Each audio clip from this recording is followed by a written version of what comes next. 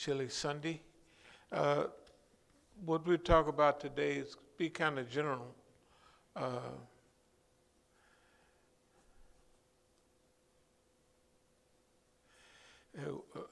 Kind of the title is "The Fool the World One More Time." You know, Mamala and what's his name, old Joe.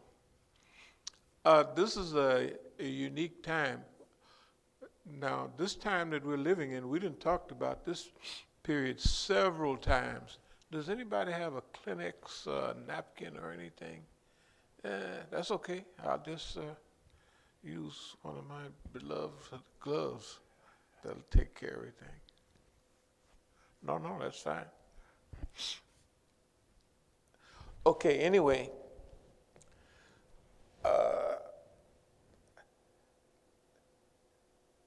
Everything is relatively clear. You know, the closer we get to the period we're at now, the more the options close in. You know, in other words, the future begins to look clear. You know, when you're way back on the trail, you still got some options to go this way or that way, you know, and still wind up at the same place maybe. But right now, the options seem to be, historically, the options seem to be closing up a little bit. And what happened last week or so ago, well, not last, it became finalized. He became, whatever it is, they become the president last week. But we've been observing this all along. And it's very curious the way things have unfolded. Now, for us, there's no surprises in all of this, or not any real surprises. If you notice, just the other day, this QAnon stuff almost wrapped up. You know, like, okay, that ain't nothing. Okay, we're all a bunch of suckers. Okay, just wrap it up and go home. Do you notice how quick they just okay, curtain, you know, they're not going to even wait for the clapping to stop. They just pull the curtain down. Okay, Act 3, next we go to Act 3 or something. And that's one of the faults of the system. If you know the way things happen, they do things, I mean, in a big hurry. Or when they finish up one set, they do it just like going to the movie. You know, when they used to show the little numbers flash on the screen years ago, and then, you know, they clapped a little thing, and then that's the way this stuff is. This is not like, okay, we're going to ease into these situations, and then we're going to ease out. Them boys jump straight into, and they jump straight out of it. You know, this last so-called election period and coming up to the election period, it was really, it was not strange to us, but within a few days, okay, QAnon people, okay, we're going home, we quit, you know, and this section of that, we're going on about our business. They just roll it up just like they don't graduate in, or sometimes they ease in, but when that period is over, it's like clap and that's it. Everybody goes home. It's unbelievable. That's the problem, that they've been used to doing things so regularly that they're acting off of what they're seeing in their own life. They see television programs, they start, then they wrap it up. You know, if it's an hour-long program, they're going to spend 40 minutes chasing the bad guys and what have you, and a little confused about what's going on. And then just before you get another 20 minutes left, they're going to get on the guy's trail. And just before it wraps up, they're going to bring it all to point. See, watching all of that stuff has formed a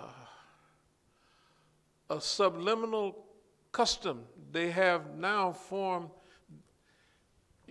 you know, the way they'll say in class now, kids don't have a long attention span. Okay. So that means when I was younger, the television was programmed for 8th grade mentality. Now I think it's programmed for, they say, a 5th grade mentality. In other words, it's going lower and lower, you know. So, and it's not elongating, it's becoming constricted, where you watching whatever program you watch, you can figure it out almost.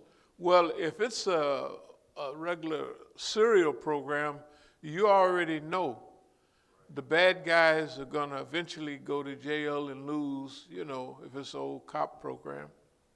And I used to go in the TV room in the federal penitentiary, and I'd tell the brothers, I said, that's harmful for you, watching that, because your team is going to go to jail all the time. You're going to get caught. And then I also told them, I said, you know that 500 questionnaire they had for when you go into federal prisons, they used to have a questionnaire with 500 questions. What's your favorite sport? And you say, baseball. And so they got that all down. Then they ask you the same question in another way, because it's 500 questions. And you see the guys that thinking and answering the questions. And I just went down, I just marked it. I didn't even read them. I just marked it. Then I took them up to the guy. They called me in, and they said, you're either crazy or something or other. I said, I don't care. I said, and I'm talking to the psych. So you think I'm going to write all that stuff down there for you? You must be crazy, you know.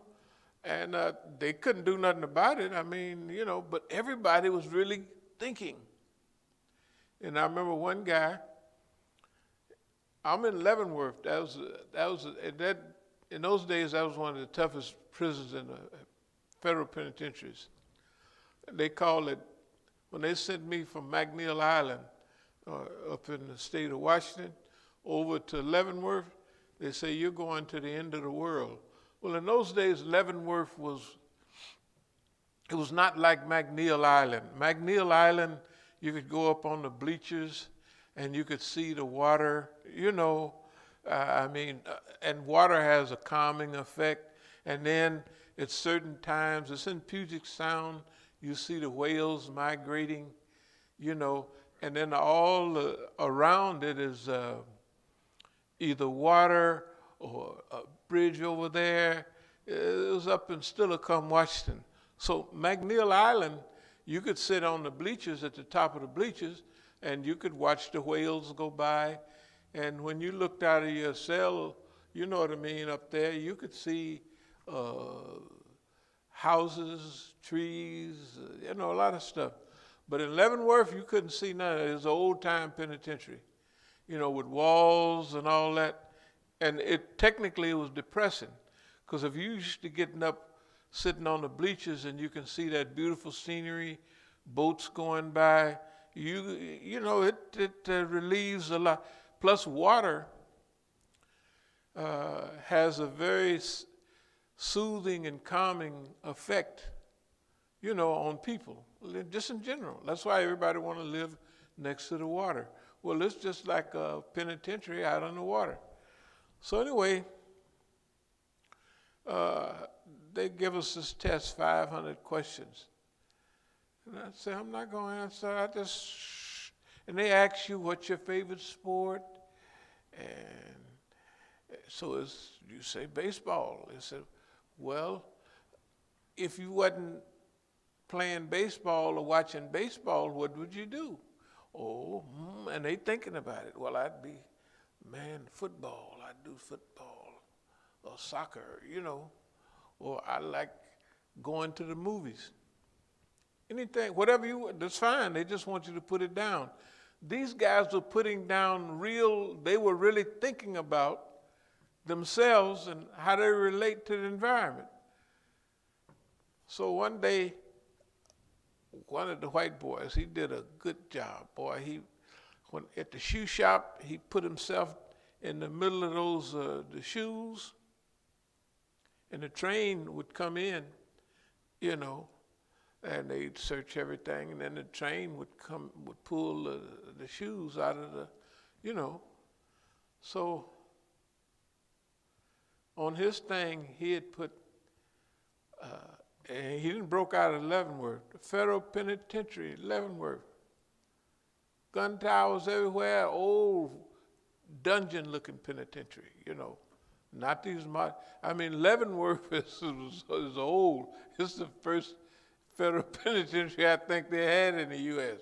1909 and all of that stuff, So anyway, it's out in the Texas, not Kansas territory. It was a territory then. So anyway, this guy, he did a brilliant job of breaking out of the penitentiary. In the shoe factory, he worked in the shoe factory. He got had his homeboys ease him in the shoe boxes, and they searched everything, and they couldn't find him. So next news we get, he was at his girlfriend's house. Of course, her name was down on the visitor list and everything. And he did all that for nothing. Brilliant. Nobody did that. Ain't nobody broke out of Leavenworth every 40 years or 20 years or something like that. But they don't just jump up and break out of that penitentiary, you know what I mean? So anyway, the point is these questionnaires. How did they find him? The sports he liked, who was on his visiting list. He just went to his girlfriend. A brilliant job like that. He could have went to some relative that was never on any list. Because the first thing they're going to check is the people on your visiting list, this, that, and other. They're just going to call them and drive by, watch the place for a while. What this is it reminded me of brilliance in getting started in something, a project to break out of the U.S. penitentiary in Leavenworth. That's every 30 years, I don't know. I know nobody, that's the only time anybody got out while I was there, and I ain't even read about, people getting away from the federal penitentiary.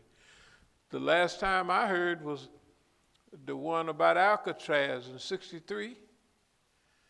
When the guys got out of Alcatraz, they closed that penitentiary down. They said, that's it. Yeah, they closed Alcatraz down right after that. They said, that's it. And they never found them guys. I believe they might have, I'm pretty sure they got away, because if they was just out in the bay, they'd have washed up on the shore somewhere. Them boys did a good job. Clint Eastwood and them, they got away, I believe. It's just my belief. No, they got away. I believe they got away. If they'd have found a body, if they'd have found anything, and that's in a bay, the thing ain't gonna drift out into the ocean and you never find them. You would drift around inside that bay, San Francisco Bay, for some time before your body goes out, before, into the ocean. Anyway, I'm talking about regularities in systems and how systems recognize things, how they organize things, and how they respond to certain things. We've been on a historical path for quite a while here. And I have to say, we've been pretty accurate. I would say very accurate, but since I'm doing it, I'm not going to say Very, very, very accurate. I'm just going to say very, very accurate. I mean, very accurate. All the stuff we've ever talked about, what they're doing downtown, what they're gonna do with Black Lives Matter, what it means to black people, what it means to everybody else. Who are all those white people down there? Why is the police pulling us over and asking us about all these questions? You know what I mean? Why? You know, and I mean, he didn't made a special move. He didn't just pop up. You know what I mean? He lingered around back there for a while, then zoop, and he's right there. So you can't run off and nothing. You are right there. Hey, how you doing? What about this or that? So I say it's fine. We'll just have a little chit chat and we'll talk. And I want to see what they're thinking about anyway, or what they're going to put out. And what they're putting out about that is that that and those people don't have nothing to do with us, so that all it has exactly something to do with, this is all blended together. Well, they don't belong in our neighborhood. They downtown, they're nobody's neighborhood. I mean, demonstration, they have demonstrations here and that's not your neighborhood down there.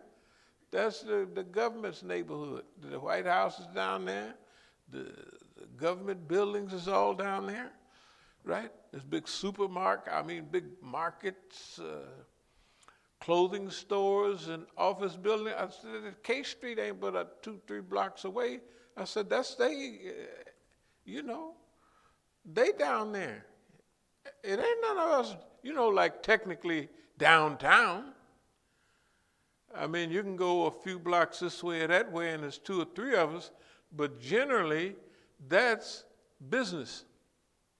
The business of government and the business of business. It's just stores, department stores, and all that stuff down there. A few movie theaters here and there. That's a shopping area. So technically, that's not our area, like downtown, So why is he asking those questions? He's asking the questions because he want to get a fix on where we're at, And he actually want to sell us a few things. So we believe what's going on right now is to fool the world one more time. Mamala and what's her name? Mamala and Joe. That's them. And well, what does it all mean? First of all, what does it all mean to us? Technically, it clears the air for a lot of things, but what it does for us is put us right where we've been all along, right on what we're doing and what we're about, and not about what they're about and where they're going. Because if you look at we always say that we're citizens of the world. And our goal is to make the world a better place, or a good place. That's our goal. That's what we've been working on all along. In the last 40 or 50 years, we done ran into a lot of different situations. But our situations that we ran into depend on what we've been working toward all along. Whatever we've been working on, that's determined. When we look at the programs that we were attending, say, we started these trends or these periods, a series of lectures starting in 80 and 81, right after the revolution. And then we went right back to prison, for a while. And I might have showed you all that stuff that they're saying this and they're saying that, but in reality, All they saying is, we don't want you to get involved in no masjid. We want you to get a job where we can keep your eye on you. And I ain't never did that. I said, I'm going to stay out of prison. And the only way I'm going to stay out of prison is stay involved in this deen.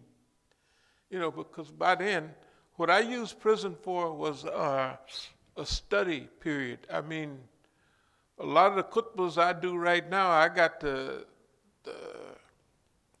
basis of those. I'm in prison, and I got a lot of Islamic literature, right, and tafsir of Quran and all that while I'm in prison. And I'm learning how to be an imam. I'm studying. I'm the imam in prison. I'm the imam in prison.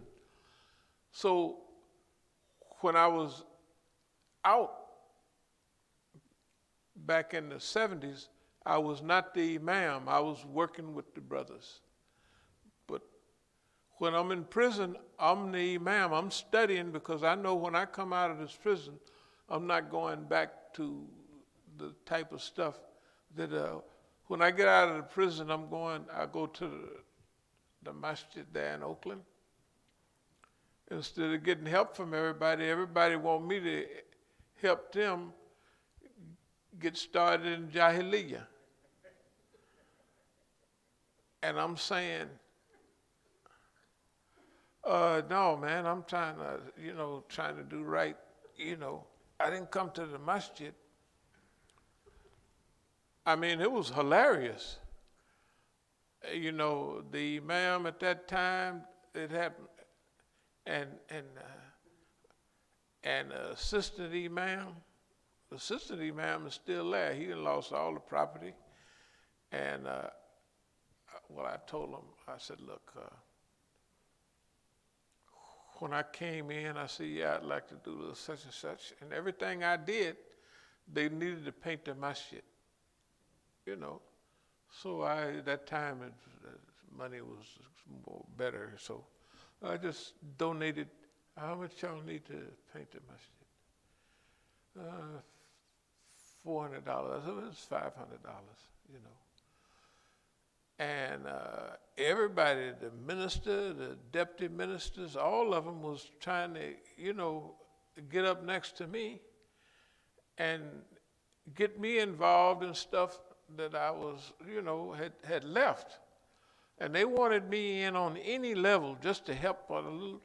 So I'm there with very famous imam now.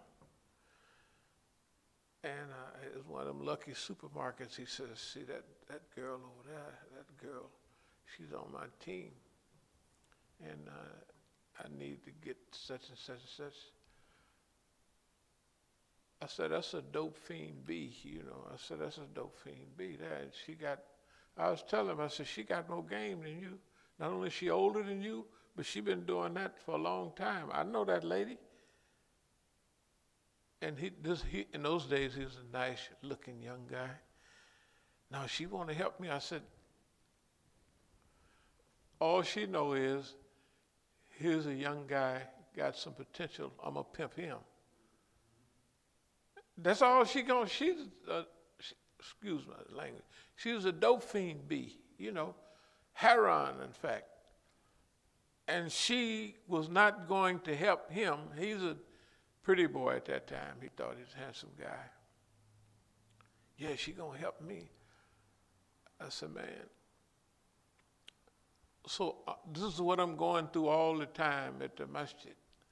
I said, man, I come to the wrong spot. I should have came out and go down to the hostel and the dope houses, and I think I got a better chance of surviving down there with them because they wearing a sign, this is what we do, this is where we go, right?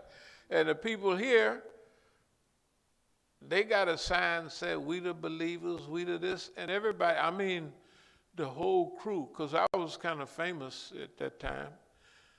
I said, man, this is cold-blooded, And so, actually, I went back to prison trying to dodge them. I said, man, this is serious. So when I came out that last time, I had already had one or two run-ins with the believers, and then I had been back to prison for a while and studied all the time. Then when I came out, I was out a week or so, and then they put me back in prison for 14 months. Remember the thing it said that I had something from prison, and it said, hey, you did this, that, or the other, or something. So anyway, so the last time I came out, I was already screwed up tight. I was ready to go. I was the time before that. But the environmental circumstances for a believer, a kind of a believer, a person that's trying to be new at this, when he went to the masjid, well, especially that one, in those days, let's just see, during the time, things had got out of a little hand. I didn't mean to talk about it. I'm going to talk about it anyway. During the old days, there was a crew, I'm sure people would be aware of them, in the so-called, we'll call it the nation or whatever we want to call it, that their idea was money. And that was the whole crew of us that were in prison. We got money for them guys, man. We got money for those ministers and captains. Hey, man, them guys, and they burn all that money up. They was, you know, we was buying centers. In fact, almost every, because see, I knew a little bit of the crew that was doing that when I was out years ago. But when I wound up in the federal penitentiary, all the brothers there that had been, that's what they was doing. They was good brothers for those beliefs. But technically, they just said that teaching is good. We want to help build a nation. It was LA, it was Oakland, man, it was San Francisco, it was the whole West Coast. You know, now, I got a better picture of that when I was in prison. Because all of us was doing the same type of, the ones of us that were in federal prison were there because we was helped trying, it's nation time. You got to build a nation. Build a nation with money. You build a nation. So although we helped the party and other groups, we tried to help almost everybody. That we had enough money that we could try to help everybody. But nothing ever happened. You know what I mean? They took that money. By the time the Lamb without spot or blemish passed away, maybe 74, 75, the people in Chicago was hitting people upside the head with wads of money. This is the good believers, and this is the niggas, the nigger believers, or non-believers, whatever you know, we can't call them. They was those people. And the people that believed in it, you know, and the message, hardworking, honest people, man, help the brotherhood, help the brothers. But the people in Chicago and the people in these centers around the United States, you know, Nathaniel Muhammad went to the federal penitentiary at McNeil Island. We was in Leavenworth, and he outside selling dope, and everybody know what he doing. And he get, first of all, in Kansas City, the captain, the secretary, and whoever, they was all in the federal penitentiary. If you looked at the real good friends from Philadelphia, they used to call them Black Mafia. And they was really, they would, oh, they love you. But if you wasn't one of the, oh my goodness, They wasn't like we was. They would actually, they was harmful. But for us, it's like, it's our brother. When I got out of the pen, I used to send them it was still the Bilalian News in. I'd send the whole brotherhood their own, newspaper. And I did that for a long time. But the point was, there was a group of people at the top that didn't care nothing about.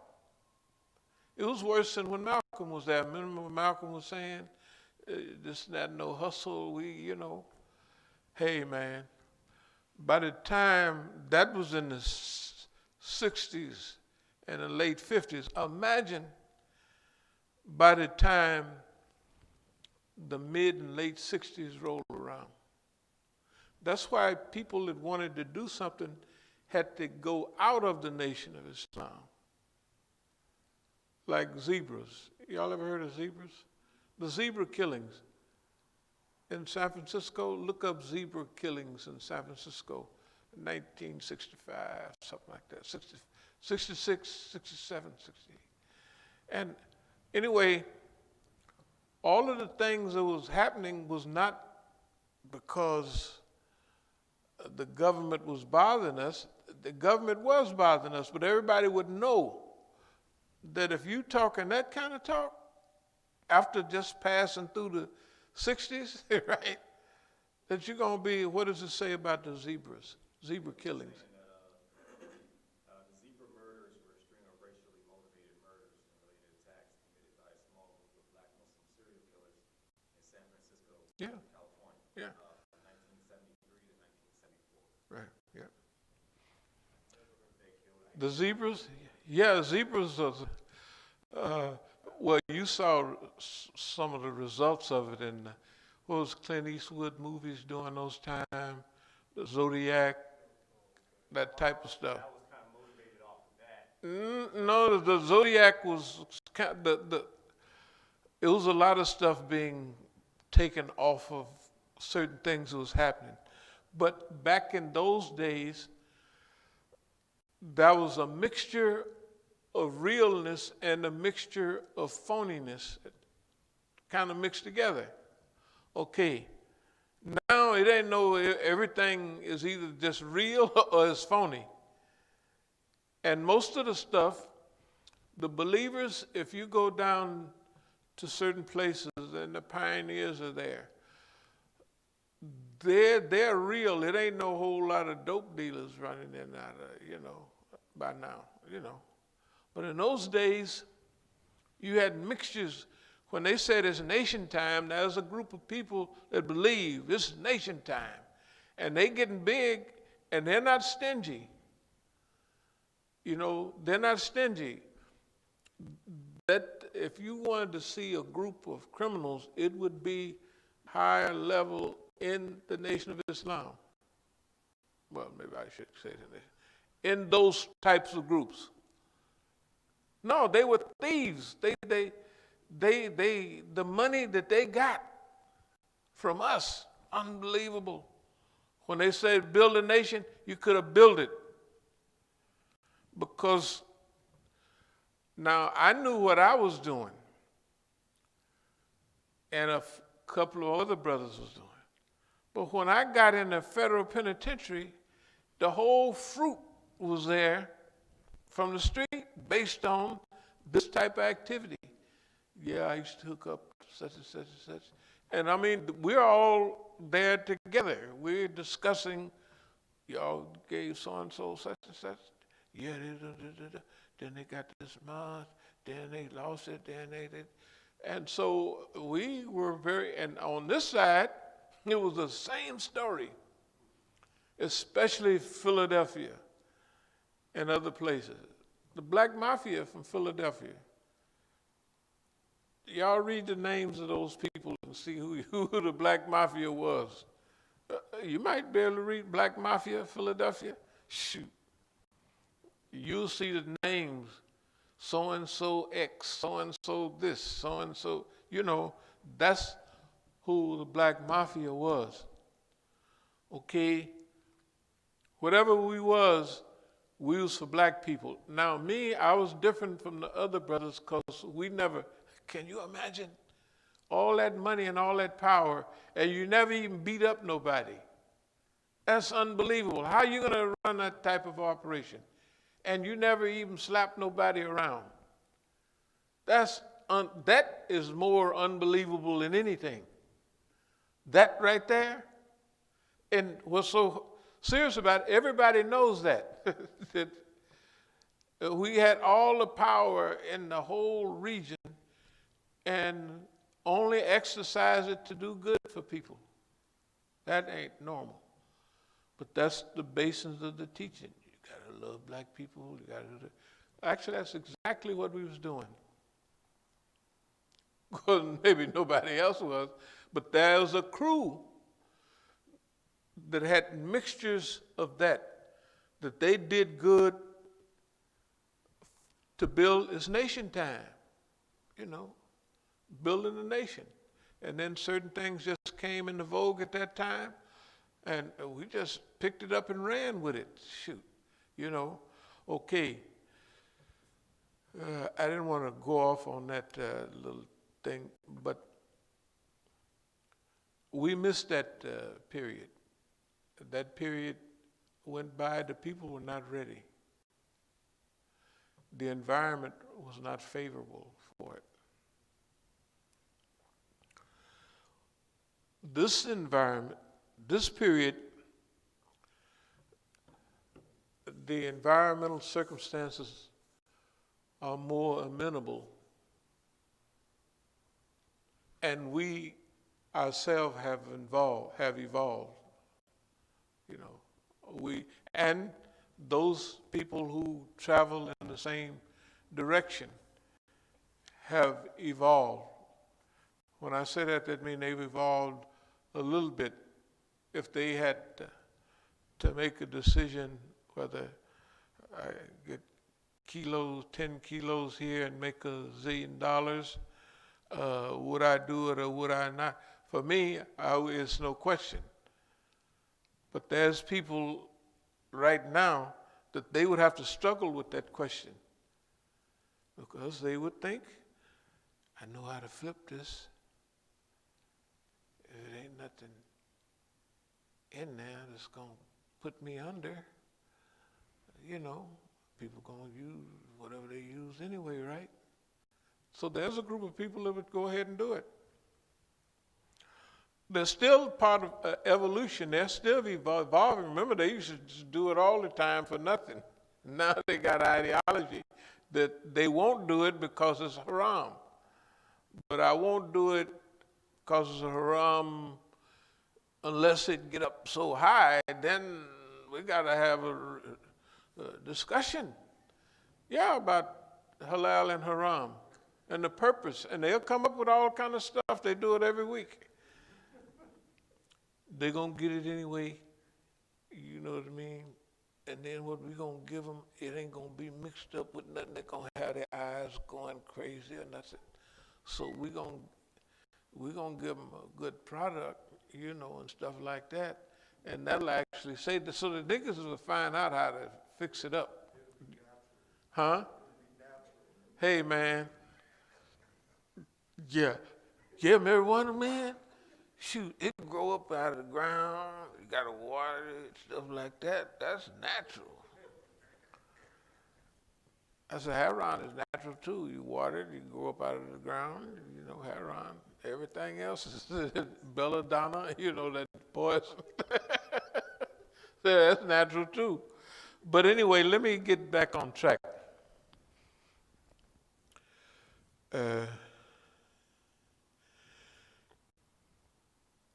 We are part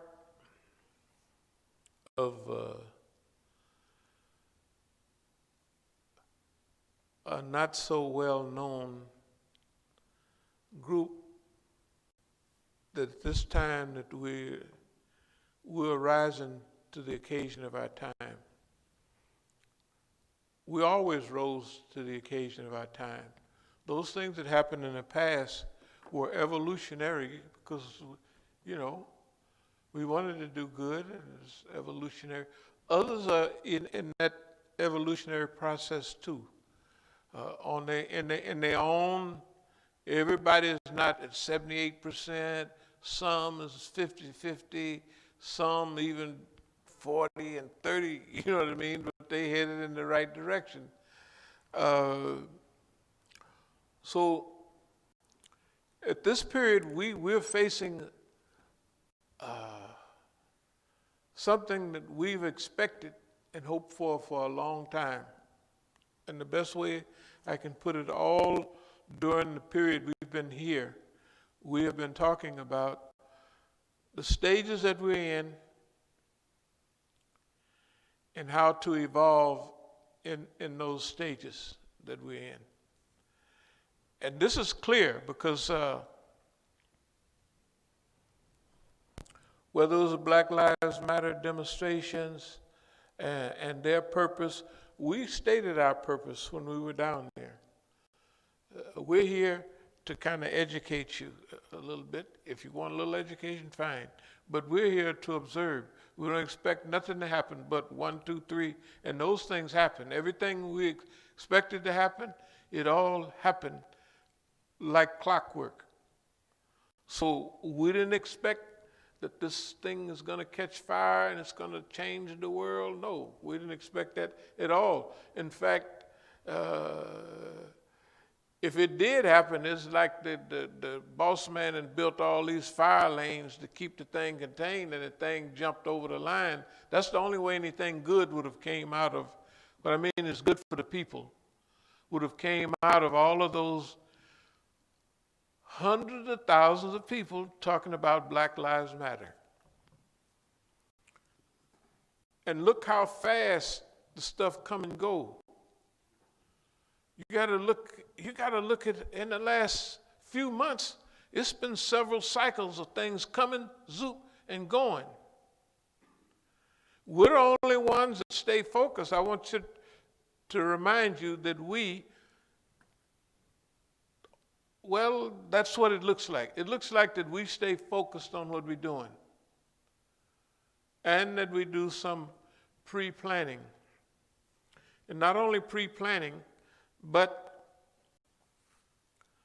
the purpose for what we do has solidity in it, has validity in it.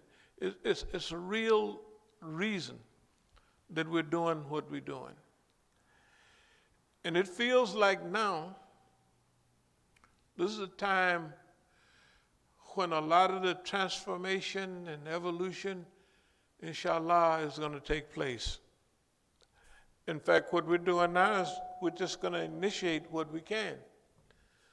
So this period that we're in right now, let's say if we go back to Oakland next month, a month after next, starting at the end of this month, we really start not putting a plan together. We've been putting a plan together, and we've been ameliorating. You can probably listen and hear it all throughout. We have never, or during our time here, we have not been purposeless. We've been observing this movement, and I would think that our ideas are very clear by 85, 86 and all that. I think they was pretty clear. Not only with us, but we was telling everybody during that period. We're having programs in Canada. We're having programs with Dr. Kaleem Siddiqui, and Dr. Kaleem Siddiqui is saying to the people that I am using the random sowing method. He is a leader. So by the time he put that out, 85, we're meeting a lot all together. And if you went to the programs, you can ask the white man. He got it all on his recorder. Every program, whether it's at the Grand Kapinski down there in Dallas or whatever, Dr. Kaleem Siddiqui and I would take, because he had this heart trouble, he would like to take a walk at least once a day, being up in a hotel. And he would actually take a nice little brisk walk, and I was kind of younger, so We'd brisk walk and talk at every program. Nobody else out of the people did that. Muhammad Al-Asi didn't do it. Zafar Bangash didn't do it. None of the brothers did it, except Dr. Kaleem Siddiqui and I. That's why in '96, a week before he passed away, y'all can remember what he said. You could remember that it had depth to it. It wasn't like he just was sitting there and he looked around. He said, "That's a good guy there." Right? I mean, can you tell that there's been something going on over a long period of time? Because he's studying all his people are surrounding, but he's designating one specific person. He might say something nice about Johnny Boy or somebody, right? But it wasn't the same thing. That was in depth, it was thought out, and it was purposeful. I'm getting ready to die. Y'all ought to get hooked up with so-and-so.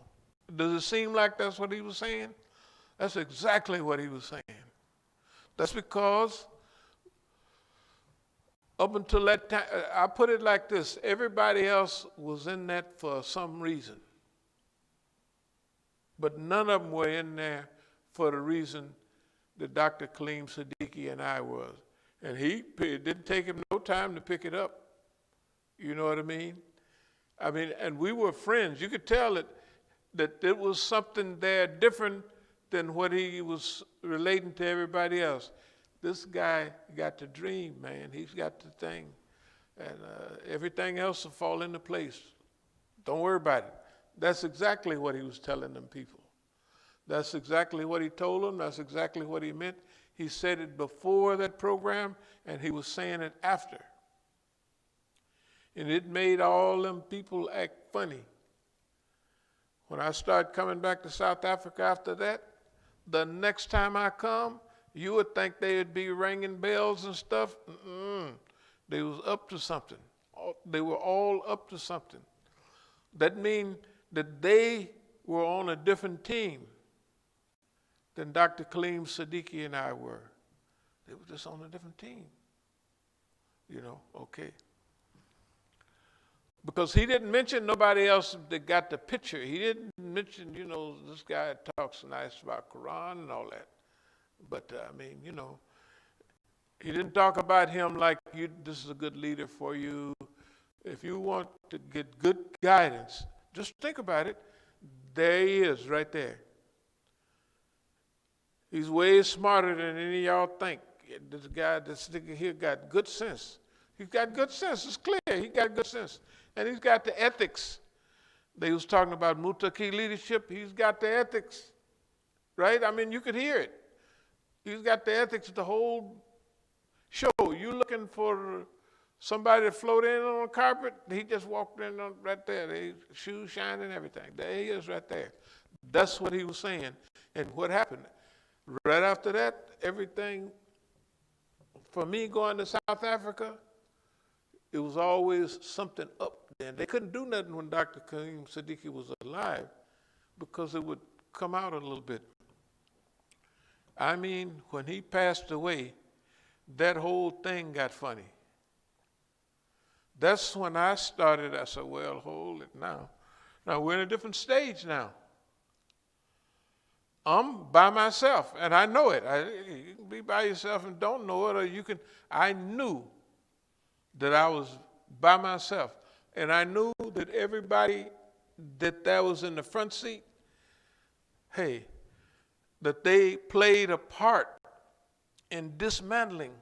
You notice after he passed away, you didn't hear nothing else after, about the community, I think it might have been. They had it set up all the way. They had Gayasuddin, he was a vice whatever. He was over there in London. They had everybody on the front row that was on that poster. They had it within a year or two or less. The whole structure is dead. They collected zakat to help people in Bosnia. Man, it was, And see, to show you, like Dr. Kaleem Siddiqui said, he said, look, I'm not a technical scholar, but I have organized this thing to where we can collect zakat. You know, non-territorial government. Can you imagine? That was big. Wasn't nobody thinking like that. When Dr. Kaleem Siddiqui started talking in the early 70s about the problem that we're having now, is he talked about governments, nationalist governments, which we were all talking about nationalist governments. But he was saying they should be Islamic and not nationalist.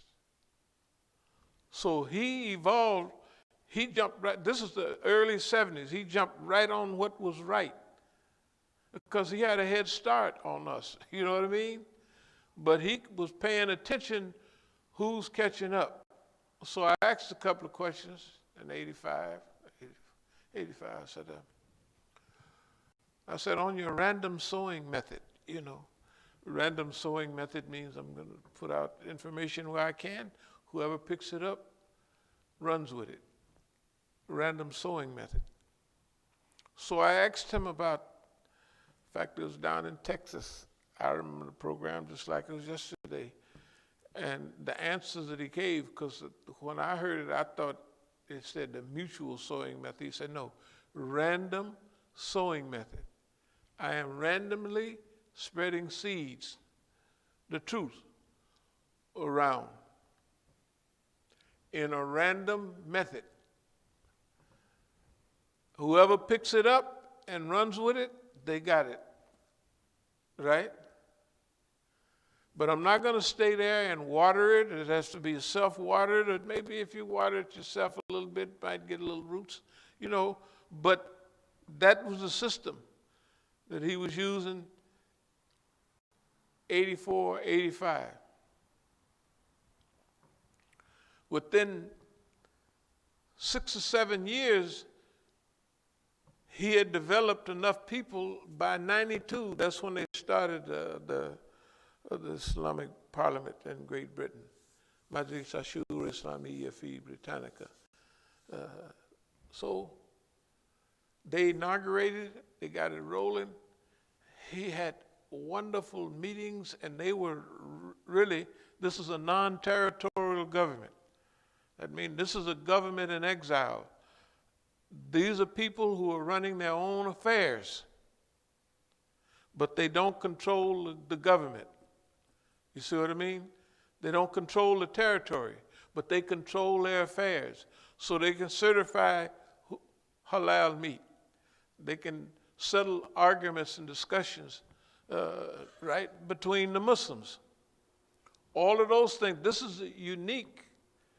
What's so unique about it? So, number one, you got all of these people, and now there are thousands and millions of them in the Western world. They don't have the territory, but they have the people. They have some of the institutions. So he's saying we're going to develop these institutions as they get tighter and tighter and tighter. So we'll manage our own food, right? We'll have programs. They're the first ones in 93, 94, that period, that gave big money to Bosnia, the Bosnian Muslims. Remember those days? They were slaughtering the Muslims. Yeah. Okay. So Dr. Kaleem Siddiqui had designated who he thought.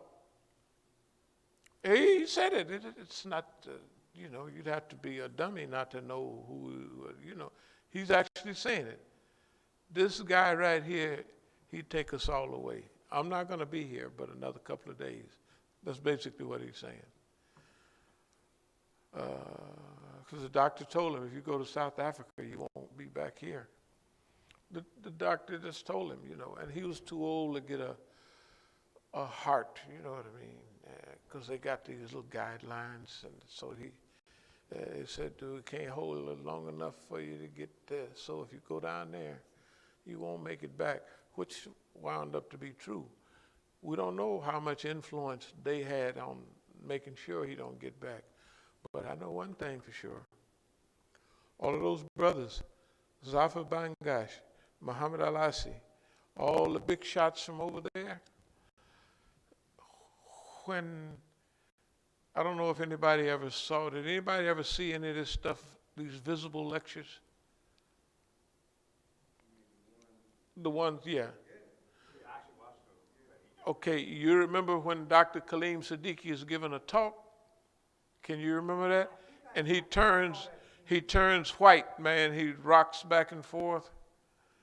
Sometimes it's a little bit hard for me to pick up on it, but when you bring it up, I think I remember the scene where he legit pauses. He pauses, hey man. He was about ready to go.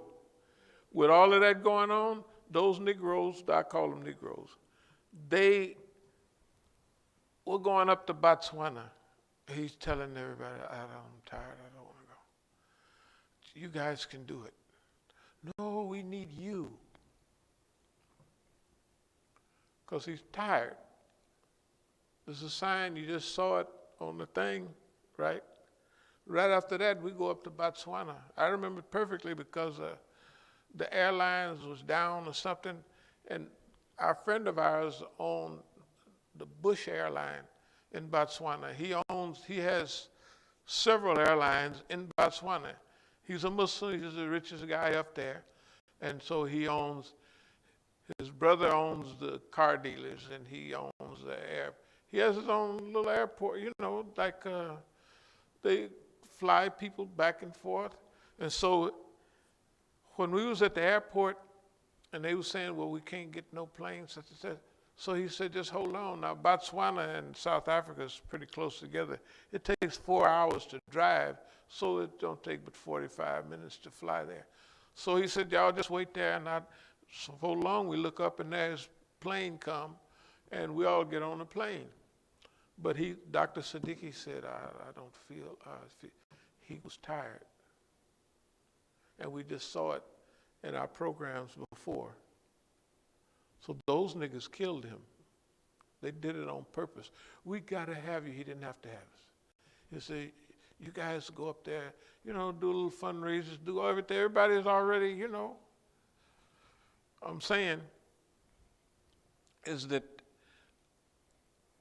every time there was an opportunity for big good to happen, these people has been in place all the time. They prevent that good from happening. If you notice everything we have did, there's been people there to stop it. What's the difference with us? We knew they was there. We knew who they was. We knew that all of them was there to, divert it, slow it down, and what have you. Because our part we've played in the movement. So we were not surprised at anything that happened at any time during our movement. Because we knew from the behavior of the people, where they was coming from, who they was with, you know what I mean? And they lived it out. They lived it out on the surface. So all of that period of from 1980 to 1985, we're learning a lot on this. So we had the game before, but we are learning this group of people. So it was clear what they was doing. Okay, now us right here. Everything they did to Dr. Kaleem Siddiqui, they did to us 3 or 4 times over. If we was gonna choose the most abused group in America, it would be us. We'd win every time. With less harmful effects. Why? Pre-planning, pre-thinking, playing dead, all the Negro things that people would do, to beat an opponent. We did all of those things right here. We're still doing them now. We're still doing them now. That's why everything that happened, we can relate to what had happened who it was, what had happened, because we've been paying attention, right? And why all the stuff that happens to us is it don't hurt us. They can think what they want. It don't hurt us. They could have everybody in the lineup can be the police. It don't make no difference. Why? Because it's been like that all the time. That's what it's been. And that's what it will be. Until the next phase that we're going in, we'll talk about that later on, but this is a phase we're getting closer to substantial realities right now. What is substantial? Substantial realities mean that 10, 15, 20 years ago, we could say something and some things would happen in response to that. But now we're going into a period of substantial happenings. This is closer to the curtain call for this historical period, you know. Yeah, it's closer. Okay, it's closer, and we're going to do whatever it takes that's necessary for us to get through it. And get through it now is not a time of, well, if we do this, this, that. No, this is one of those critical periods when now the things should happen to keep everything in balance and keep things going in a certain way. In a way we don't have to worry about, just like we didn't have to worry about Don. Look, this thing is laid out. It's almost like Allah telling them, y'all can play around if you want, but you know, you don't know what I might do. You keep on messing around. So what it is just like we could sit right wherever we was at whatever time, and we could outline where the movement is headed. Why we know where the movement is headed? Because the movement have us surrounded. We're sitting there surrounded, and we're not upset about it. We're not even mad about it. That's where it is. So whatever thing we sign with the people that are there, they're signing it to pass the time away. When the smoke clears, you'll be there by yourself. Why? Because that's what it is. That's what it is, and it ain't never been nothing but that at that time. Because the preparation for that period had already started way back. That's how it's important to understand the trends and what those trends will lead to. If everybody else don't, that's their business. But the reason you can forecast is because, very simple, that you know what things lead to, what combinations it take to lead there. And where is the world? The world is moving closer to a climax during this season. What I mean is, the climate is exactly what it is. So if Mamala and the other man want to just run a game like that, would have been fine for 70s, 60s, you know, that'd have been fine.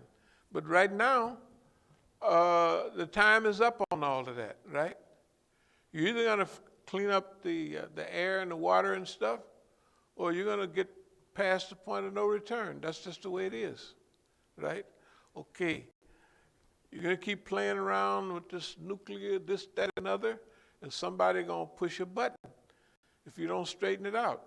You know, that's just the way you're doing, you know. It ain't nobody's fault. Well, it could be, but somebody has to take care of those things. The imbalances in the earth have to be fixed. You can't have all those people, or not all those people, 5 or 10 people over there with half the money in the world, 5 or 10 people, half the money in the world. That's just a nice way to put it. I think it's worse than that, right? I think it's worse than that. Okay, and here's the rest of the people. It's like you live in a town with 100 people. Well, we used to do this mathematically, 99%. We said, suppose you got $100 in the whole town, and you got, one guy got 99 of those dollars. One family, they live over here, maybe on the hill somewhere. Then you got the whole 99 people, they fighting over a piece of that 1% that they got. And they got to walk by your house every day, right? Pretty soon, they're going to say, hey, man, we just gone and bump homeboy up here, and shoot, we'll all have 1 cent a piece. You know, $1 a piece, what have you. He won't have it all. 99% of the wealth, he got up there, he's looking out the window, and he hiring us all to cut each other's throat and run around in circles, right? It's got to come to people's minds. Sooner or later, I don't care how much magic and voodoo dust they spray on people's mind and run them crazy, temporarily, eventually, look, how do you think revolutions happen throughout? This is different now. They always happened, but they were so brutal and so murderous, right? They were so mad because people did them so bad. Okay, we got to stop them. We got to slow them down. We don't want the world to go through that type of murder. That don't mean we can stop it. But on our part, what we're going to try to manage, we're going to try to put brakes on that.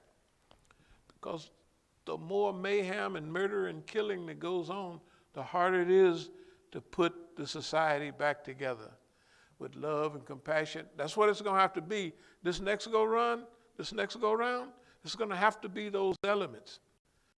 You know what I mean? It can't be bloody capitalism, right? Laissez-faire capitalism, right? Because people are slow today, but they're not that dumb. And the people got enough sense to want to play a part in the future life. Okay, so those are the people we working on. That has nothing to do, namely, with religion, but religion. In a few years, the only people that will be wanting to have children would be religious people. Right? Because other people, they just want to run around and they don't want to have kids, right? So the math is going to turn in our direction.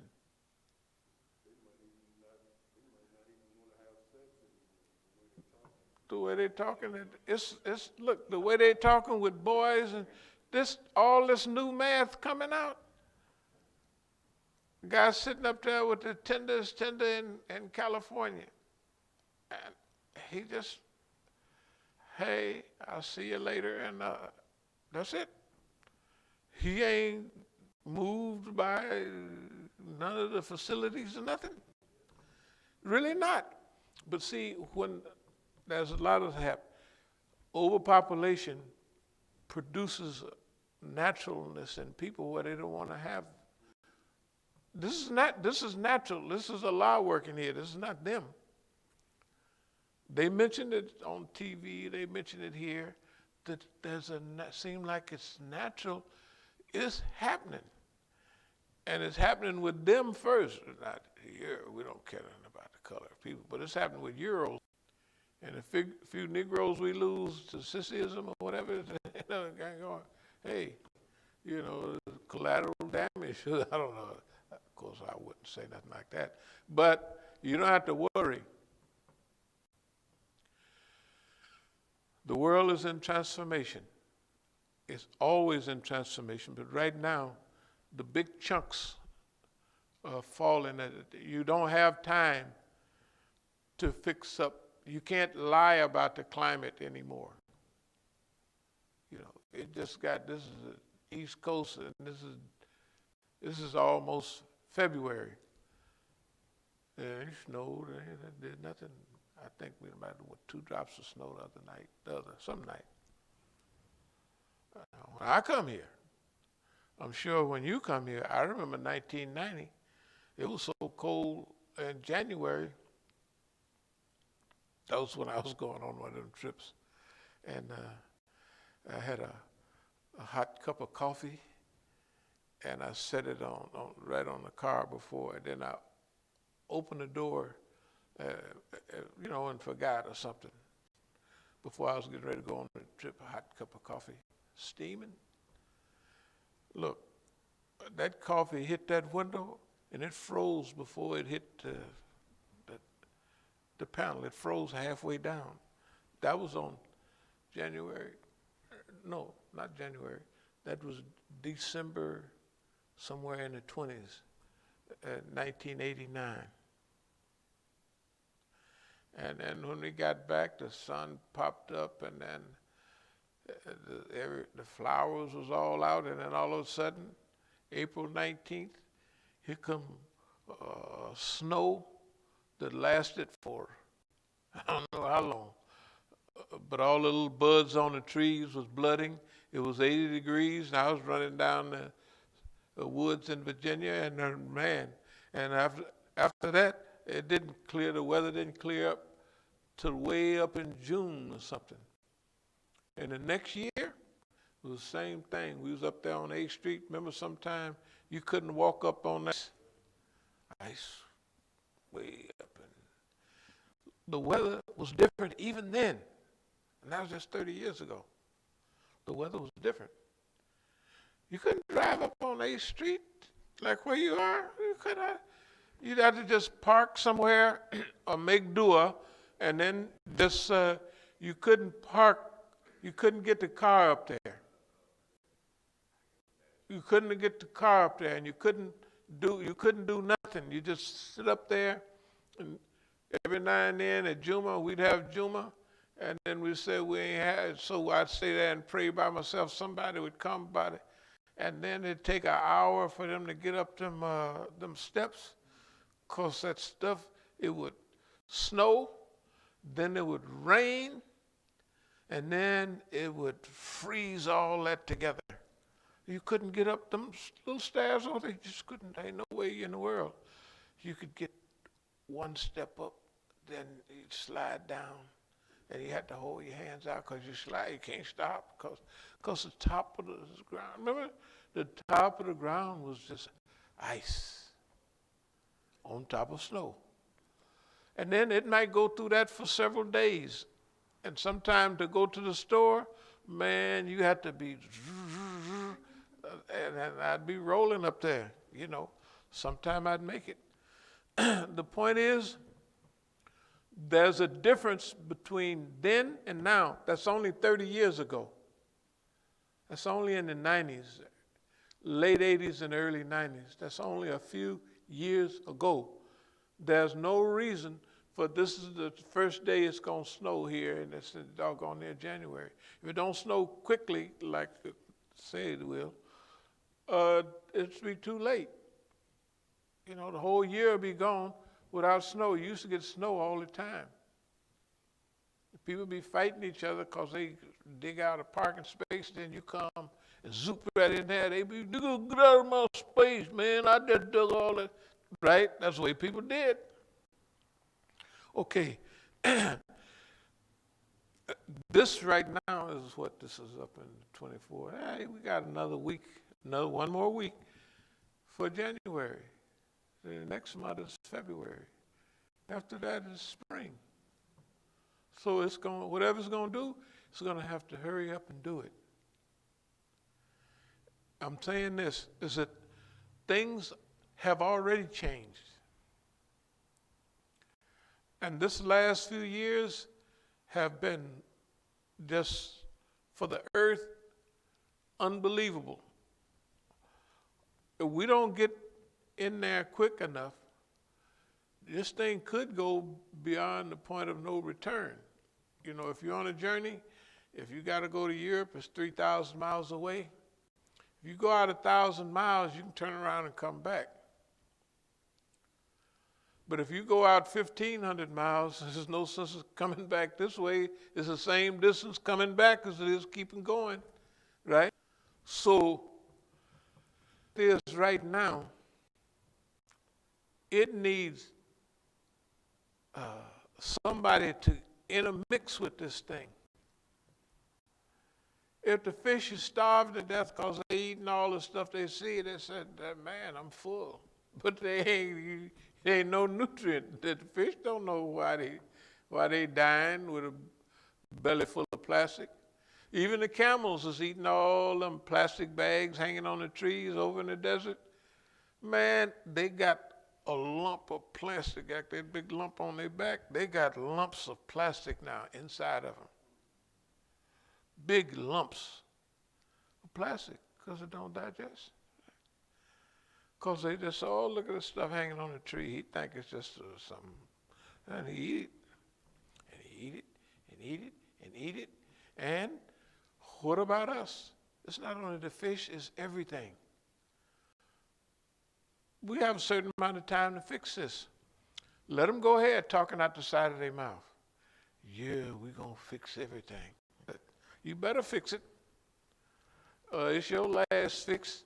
The last fix for your kids. It ain't like we have to fix it for our children. You have to fix it for yourself, dummy. Right? Because this stuff is right around the corner. That's what the sign says. Around this corner is disaster. Around that corner is degradation. Around all these corners, anywhere you go, if you don't straighten up this block now, you're in trouble. That's what it says. The sign says it, everything. Now, we'll try to stay on. So by this universal criterion, how are we doing?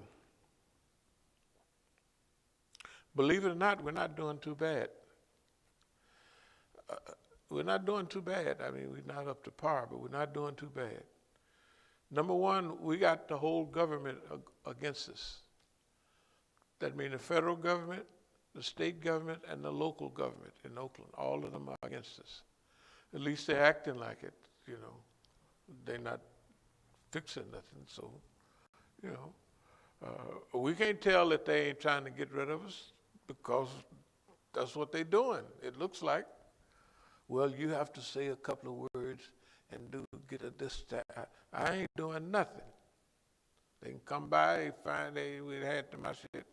They do what they want to make a treaty, they're going to have to come by. We're not looking, those are the past. That was last year, 2 years ago. There's no, you want a treaty, you got to come by and fix it. We're not looking for anybody to do, we're not going to do anything illegal or try to harm anybody. Let's make that, we just, you want to act a fool? Go ahead.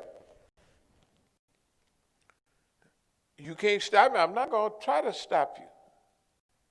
If you ain't got enough sense to know that you got a gun, your own gun, pointed at your own head, well, pull the trigger at your bad self. Yeah. Maybe we need to urge them on so that smoke gets so bad and everything. We got to fix it. Only thing is, will that be too late? You know, momentum, things pick up. You go out past the point of no return, you can't get back. There's too much plastic in the ocean. It's already too much plastic in the ocean. And it's been there so long that it's broke down to little micro, you know, you can't even see it. But this little, all the stuff you thought was little micro animals is not micro animals, little microplastics. It's covered all the thing, and the animals, the fish, they don't know no better. Hey, it looks like something to eat there, so they eat it. This is nice. And, so you cut open any fish now, and there's a whole belly full of plastic that don't digest. Okay, that's a reality that we have. Let me see.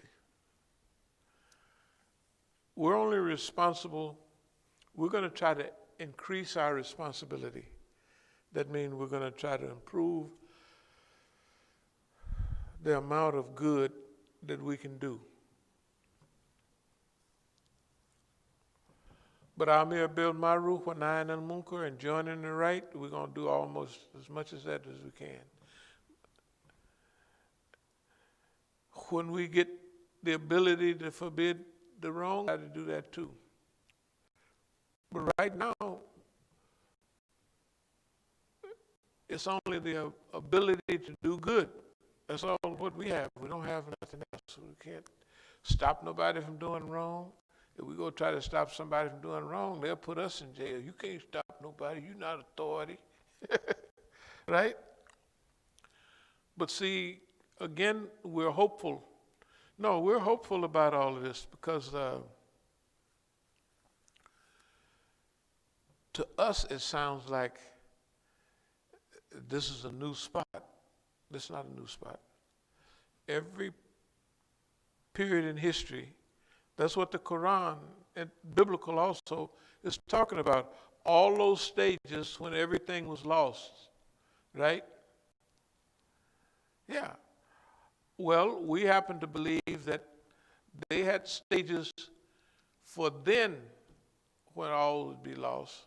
But now we're at another stage when if we don't make the right moves, this thing is a goner. Yeah, we make the right moves, so this thing is a goner. Okay. If you notice, the trends are headed in our way. It's not just, first people talk about the truth, then they separate between the people who want to do something about the truth and then the people that don't want to do something about it. They're not against the truth, they just either lazy or they don't settle. Now, this good doing crew, the people are saying the oceans. Whoever thought that you could pollute the ocean the way it can't clean itself up? The whole ocean, you know. All of them. You find a few spots where it's clear and pristine, but you go out there where the ocean is 12 miles deep, all that stuff done drifted over there, and you can just run around with a big scraper and scrape stuff off of the top of the ocean and as far as you could go down. And it's been out there, there's spots in the ocean where these things have been occurring for years and years. Okay. So we're going to do what we can. Make sense of the last 55 years in court, so we'll skip that for now. To try to make sense of those last years. Mode of reality, us, ascendancy, them, decline. Okay, yeah. So this reality that we're living in,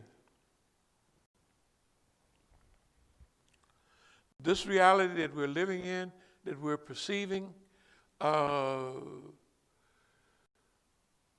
we have no choice but to do all that we can to rescue the planet, re-regulate the planet, restart the button, you know what I mean? Clean it up, right? Because the earth is a living organism. We just have a natural belief that either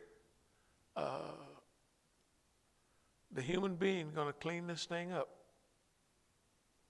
or he's going to be a goner. And all that artificial intelligence they talk about, that stuff is right around the corner.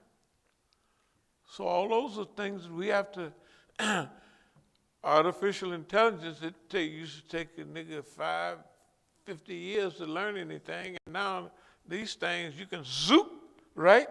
And they fully juiced up, and they got ones that learn now. Like the one that played chess. The first time, that old chess playing machine that was big as a house, Back in the 50s, they couldn't win hardly no chess games. But now,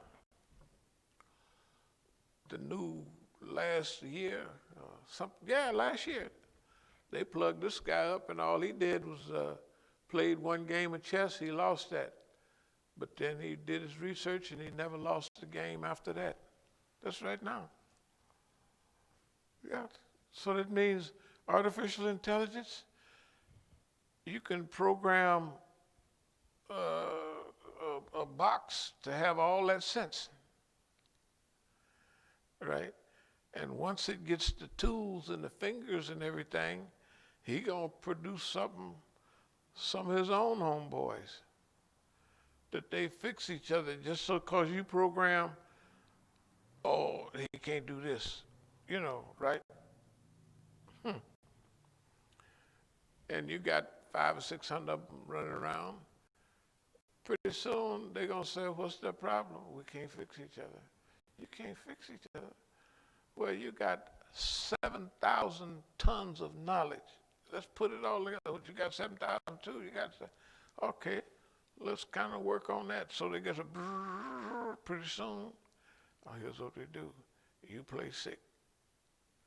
You know what I mean? Something like that, and that you need or something other. And you just watch what they give, how they, just all. And from now on till we get the game, we'll have our home folks. Now it's 1 million of us. All we got to do is get the key one time, right? From all of us, so you just over there sleeping, or you don't sleep because you're a machine, but you just resting on low, just taking it easy. And you're watching Boss Man. And Boss Man is stupid because he's greedy. No, only a stupid man can be greedy. An intellectually intelligent person cannot be greedy. What I mean is over greedy. An intelligent person cannot say, those people over there, it's 1,000 of them. They got 100 pounds of food to last them a year. And I have myself over here, and I have 62 tons of food that I don't need and I'm not going to use anyway. And eventually, they're going to figure out how to get my food and get rid of me, right? It's only natural. So, an intelligent person is not overly greedy. The shaitan make him greedy. Says, one thing that's never filled, this is a greedy heart, you know what I mean, of the human being. It's a bottomless pit. It's a bottomless pit. Okay. Crank it up here a minute.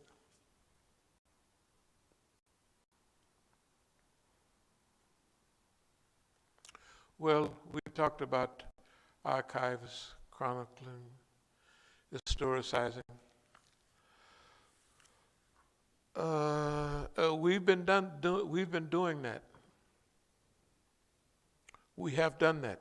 We have been semi-successful. In fact, we're not doing too bad at all for archiving. All, archives, our library. Chronicling, same thing, putting everything in order. Historicizing, all of that we've been doing.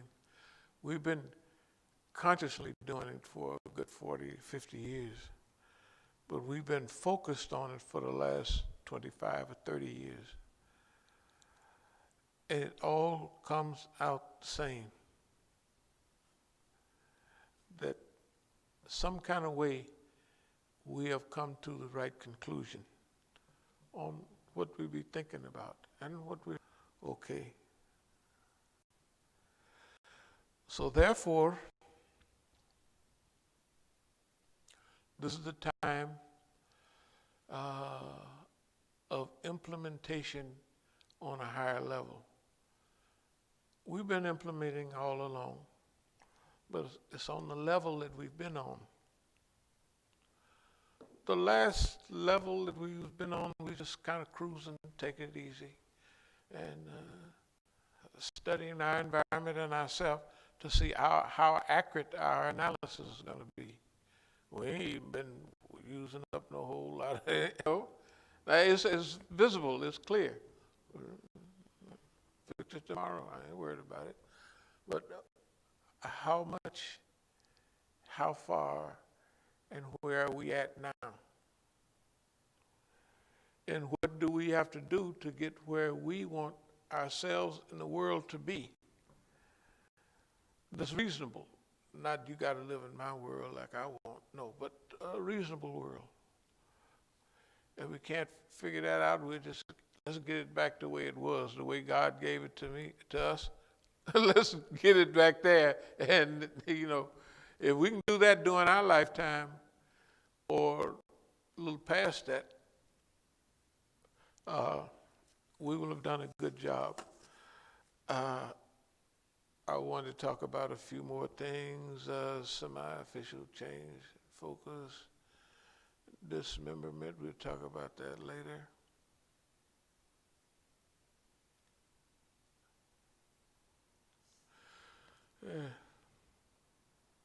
I was just going to talk about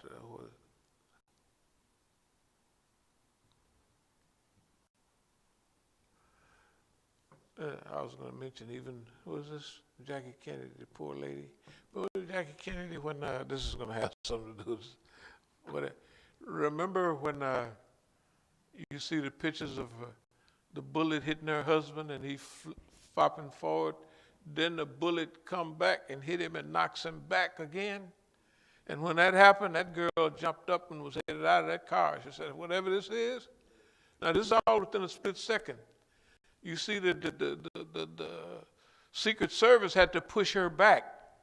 And that's not anything wrong. A woman would see that and she panicked. She just, what? And you got to remember what she's seeing. This all happened in the split. This is not, now she's reacting. It ain't no like, I got a plan to jump out of this car. No, she's a woman. She see, bam, blood. Brains, physical brains. She didn't see this in the split second. Those are brains. That's my husband's brains. He's not a bad guy. He's not a good guy, but still, he's my husband's brain. They shooting. So where is it? She ready to go. You remember that? You can see it. She ready to go. I got to get out of here. But that's the way a girl do, because it hit them by surprise. It ain't not like you got a time to think about it and what's the rational. This is all pop. And after that happened, she kept them clothes on for a long time because now she didn't figure it out. This didn't happen. This is within 2-3 minutes, she didn't settle down. And I'm going to use this, the world is going to watch. You know what I mean? She then went back to her orientation as a European lady that had her husband cheated on all the time. And this is his story. She didn't already, this done gelled and set within 1 minute. It's all, you know what I'm saying? This is all set and gelled in 1 minute. It come back. When they push her in the car, it shakes up. She got to think a little bit. And you could see that she was thinking about, she thought this all out. She never took them clothes off, right? Blood with her husband. This is it's going to be a martyr, a world historical great martyr, right?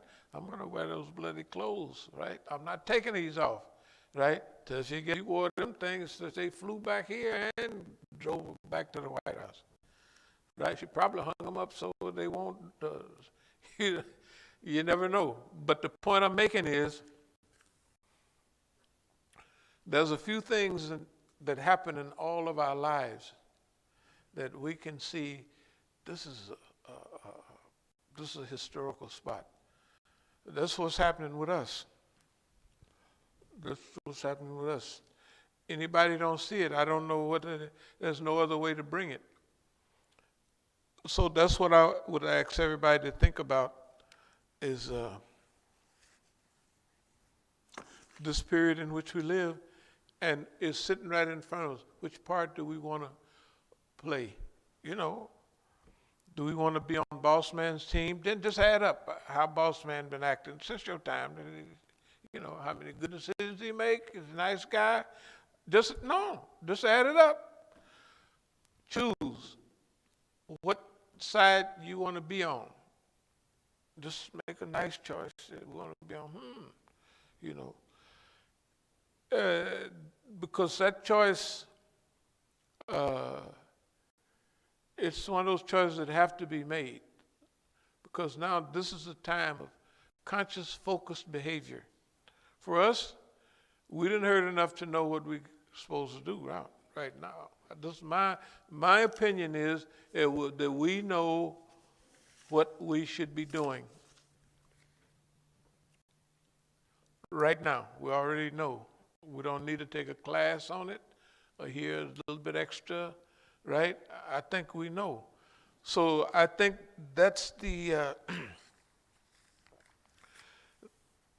that's not the pressure, that's the opportunity that life has given us to figure out exactly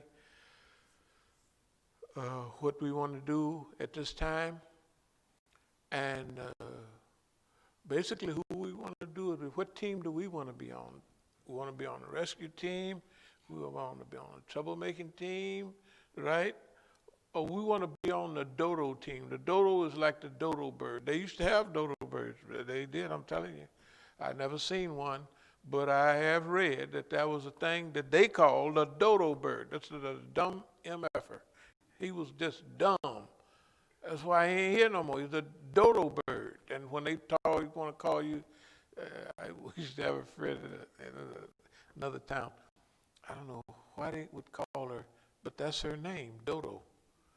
You know, I don't know, is she still alive? Anyway,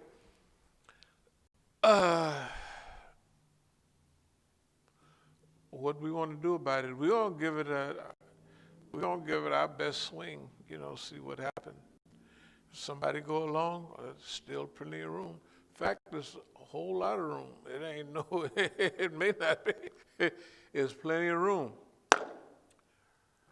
To me, it's simple, but it's not simple, because if it was that simple, everybody would have figured out something by now and be sitting here, hey man, let's make a move,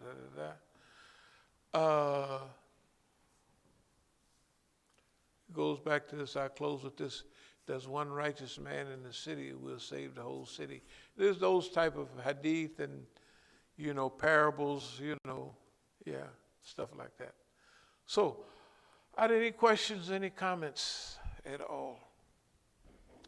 Any questions? Any comments?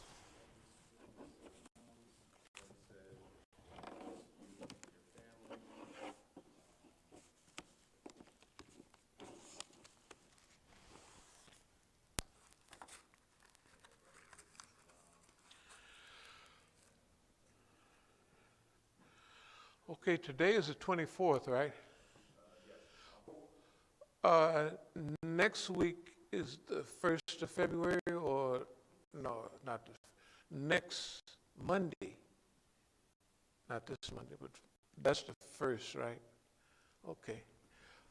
So what we'll be doing, we'll have our regular Tuesday gathering and any other ones that so what we're doing right now is putting together our basic, I do believe that within a couple of months or so, or less even, that we'll be going back to California. So we got a lot to do in that time. I've been had a lot of people trying to contact me over and over again on this little account thing, so I imagine that I'll have that ready by tomorrow or we'll just say by Wednesday. I know they definitely, somebody wants the account to be established, you know, because it's just calling too much So we'll take care of that. And then uh, we're going to start planning for our return to Oakland, solidifying here, and all the nice things that we get a chance to do.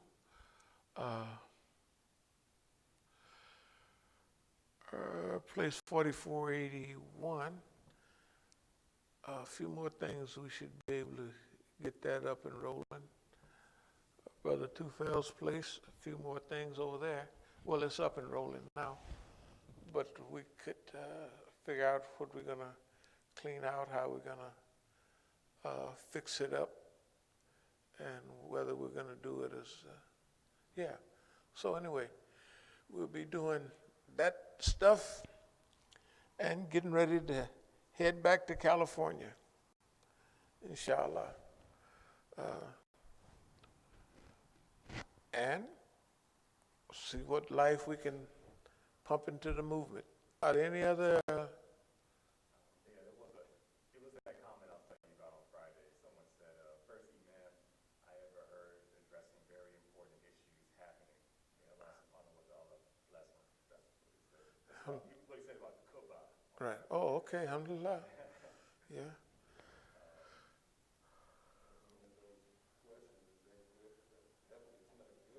First imam ever. That's what he said. First imam ever talking about something that's happening.